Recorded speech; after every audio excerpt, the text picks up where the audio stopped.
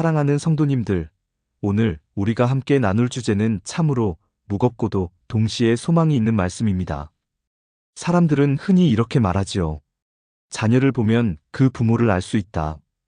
이것은 단순히 세상의 속담이 아니라 성경적 진리와도 깊이 맞닿아 있는 말씀입니다. 오늘 이 시간에는 우리가 자녀를 통해 드러나는 부모의 삶, 그리고 믿음의 유산이 얼마나 중요한지를 네 가지 측면에서 함께 살펴보려고 합니다. 먼저 삶의 현실을 한번 생각해 보겠습니다. 오늘날 한국 사회에서 자녀 문제는 부모 세대의 가장 큰 기도 제목 중 하나입니다. 50대, 60대, 70대 성도님들께서는 이미 다 자라 성인이 된 자녀를 두셨거나 혹은 이제 가정을 꾸리고 손주를 보는 단계에 계실 것입니다. 그런데 자녀가 세상에서 겪는 어려움, 신앙에서 떠나는 모습, 또는 가정 문제로 힘들어하는 모습을 보면 부모의 마음은 찢어질 듯 아픕니다. 혹시 성도님들께서도 그런 경험 있으십니까? 그렇기에 오늘 말씀은 단순히 자녀 교육에 대한 이론이 아니라 우리 삶의 가장 깊은 부분과 연결되어 있습니다. 그러나 성경은 분명히 희망을 말씀합니다. 우리가 믿음으로 서고 기도로 나아갈 때 하나님께서는 우리의 가정을 새롭게 하시고 자녀 세대에게도 신앙의 축복을 흘려보내 주십니다. 이제 우리는 네 가지 중요한 관점을 가지고 이 말씀을 나누어 보겠습니다. 첫 번째로, 부모의 삶은 자녀의 거울이라는 사실입니다. 많은 사람들이 자녀 교육을 이야기할 때 말과 지식으로 가르치는 것을 먼저 생각합니다. 그러나 성경은 부모의 삶 자체가 가르침이라고 말씀합니다. 잠언 22장 6절은 이렇게 말합니다. 마땅히 행할 길을 아이에게 가르치라. 그리하면 늙어도 그것을 떠나지 아니하리라. 이 말씀은 단순히 입으로 가르치라는 의미가 아닙니다. 부모의 삶 자체가 자녀에게 길을 보여주는 역할을 한다는 것입니다. 예를 들어봅시다. 부모가 예배를 소중히 여기고 어떤 상황에서도 주의를 성실히 지키는 모습을 보이면 자녀는 그것을 자연스럽게 배웁니다. 반대로 부모가 힘들 때마다 술로 문제를 해결하거나 교회는 가야 하지만 귀찮아하는 모습을 보이면 자녀는 그 모습 그대로 따라하게 됩니다. 실제로 미국 심리학 연구에서도 부모가 생활 속에서 보여주는 가치관과 습관이 자녀에게 가장 강력한 영향을 끼친다고 발표했습니다. 말이 아니라 삶이라는 것입니다. 사랑하는 성도님들, 정말 그렇지 않습니까?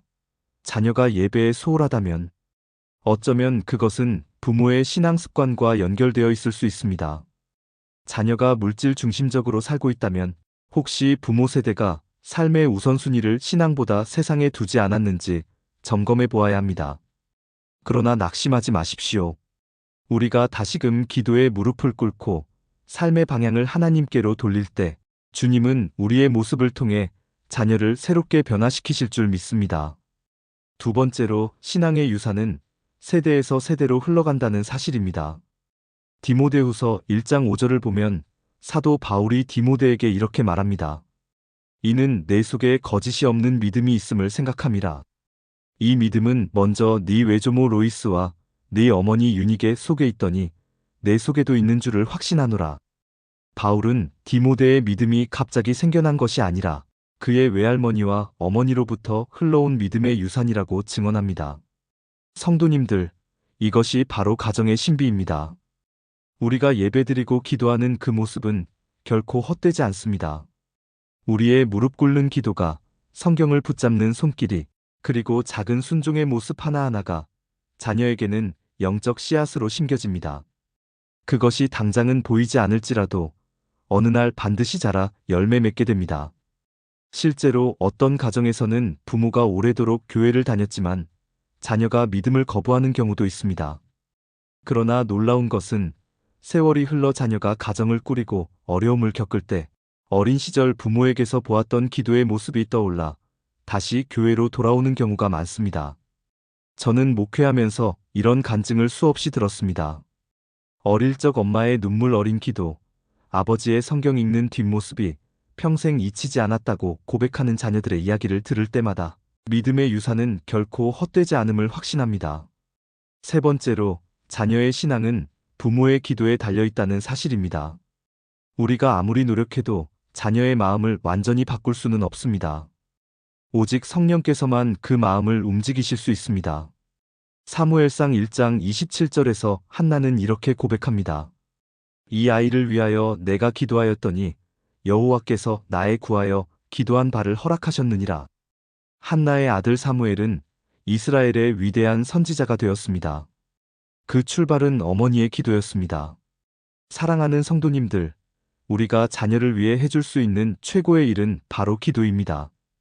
돈을 물려주는 것, 집을 마련해주는 것보다 더 중요한 것은 자녀를 기도로 덮는 것입니다. 자녀가 새벽에 나가 공부할 때, 부모가 그 뒤에서 무릎 꿇어 축복의 기도를 드릴 때, 하나님께서 그 기도를 들으시고 자녀의 길을 열어주십니다. 오늘날 많은 부모 세대가 이런 고백을 합니다. 나는 기도 외에는 할 수 있는 것이 없다. 맞습니다. 그러나 그 기도야말로 가장 강력한 영적 무기입니다. 지금 당장 자녀가 방황하고 있습니까?